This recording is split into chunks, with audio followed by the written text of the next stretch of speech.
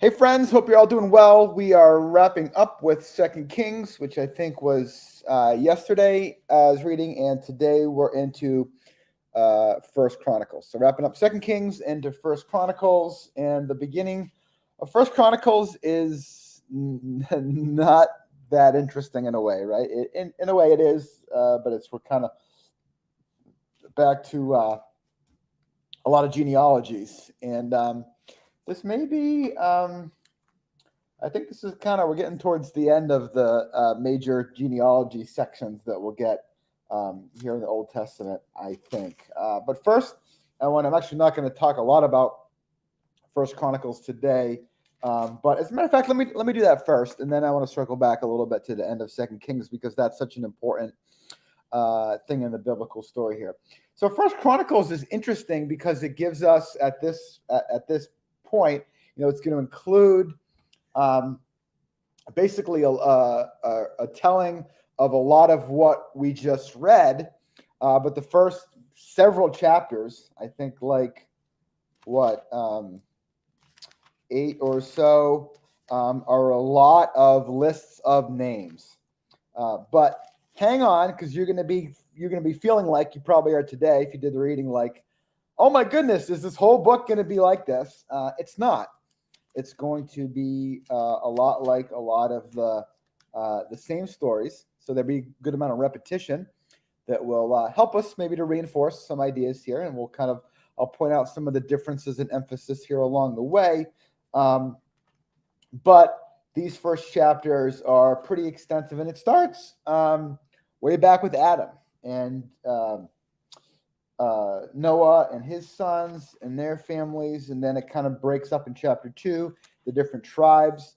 So again, if you kind of want to kind of capture into that, and then it kind of goes, and so it's interesting, actually, what it does in a way, because so in chapter 2, it'll have Israel's sons. Now remember, Israel is also who?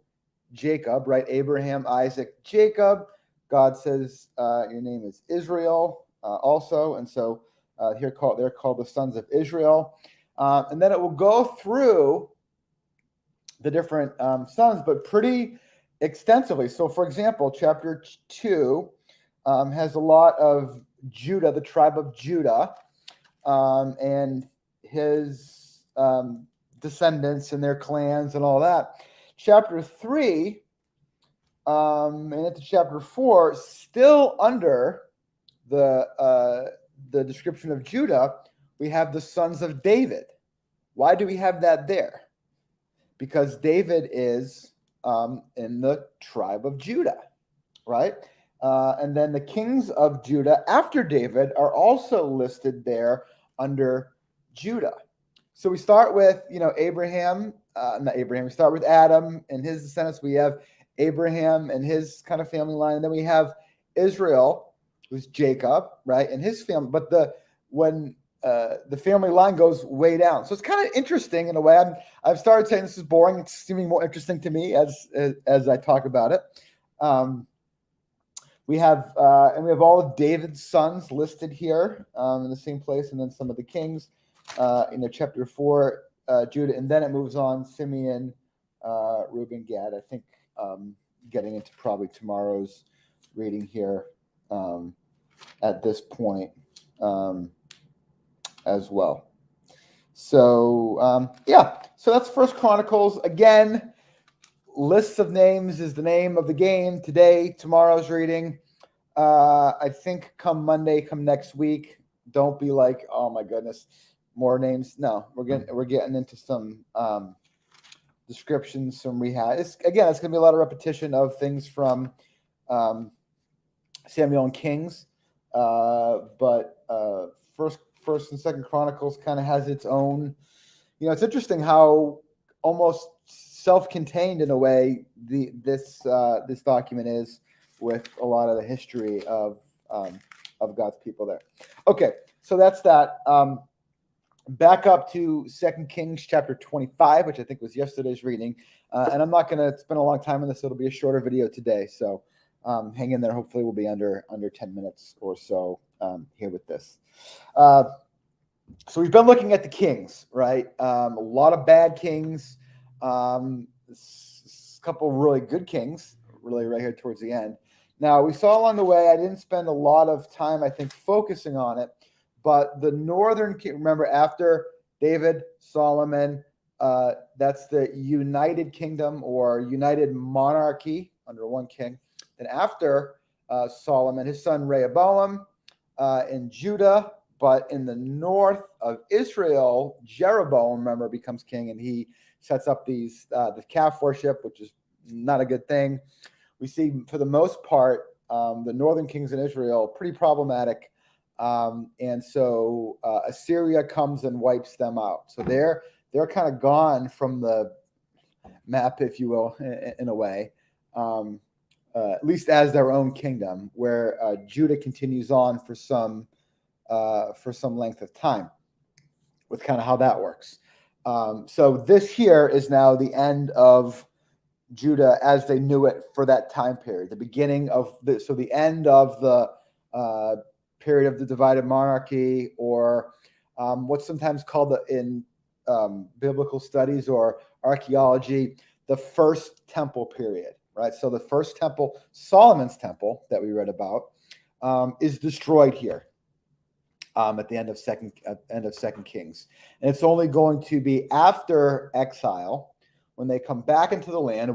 We will read about that in Ezra and Nehemiah specifically, and we'll tag into some of the prophets as well.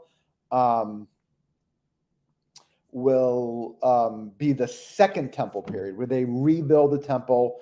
Ultimately, they'll get some work, and then Herod will do a lot more work to it. But that whole time period will be the second temple period after the return from exile in Babylon, which is where they're going, right? So we'll read more about this.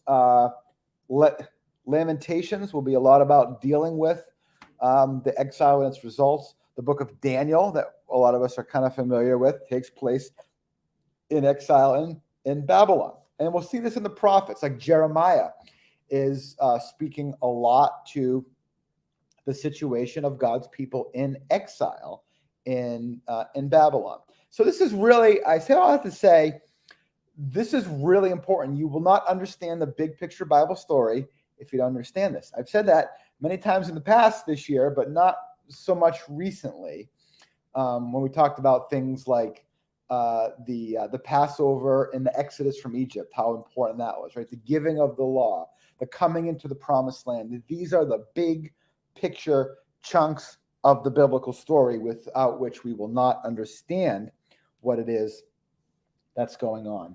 The exile is one of those things. So chapter 25, the 9th year of Zedekiah's reign, on the 10th day of the 10th month, Nebuchadnezzar, we'll see him a lot in Daniel, king of Babylon, marched against Jerusalem with his whole army.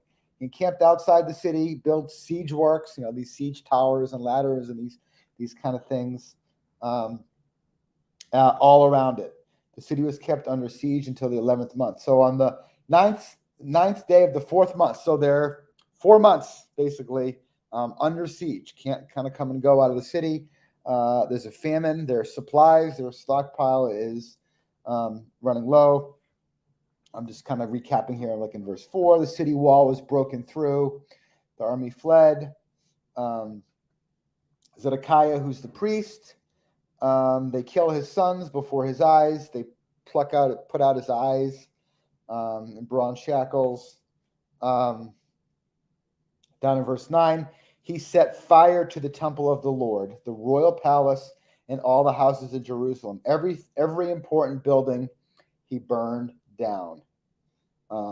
So it doesn't seem like it's been that long in our journey since Solomon built the temple. So, and we heard the warnings there as well about that. So this puts a lot of the promises and the hopes and the expectations of the biblical story of being in the land, God's presence among them, the tabernacle that became the temple, because remember, all of it is kind of under the thing about it's intended to shape the way that God's people live and their worship and the way that they treat people. And the consequences have been there all along if you don't do it. Remember when Solomon built the temple? Solomon, God says, great temple, but if you don't listen to me and follow me, it's not going to do you any good. And it didn't do them any good on this day because of the sinfulness and the idolatry of the people. What God threatened, promised, came to be the case because of that. And again, there'll be more reflection in the prophets, who some of whom will speak during this time about what's coming, warning them. And that's why some Bible reading plans will try to do a chronological thing where they'll put like Psalms during David's life, or they'll kind of mix up the prophets to put them kind of speaking into the time periods that make sense. So there's some value to that. Again, what I've decided to do and invited you into is reading through the Bible as we have it today, cover to cover. So there's some ups and downs, but again, we'll see all of this. I think in a sense, all of this study and history that we're doing right now will help us, because when we get to the prophets, we'll be able to now place them in the story in ways that hopefully will make sense to us, having done this journey.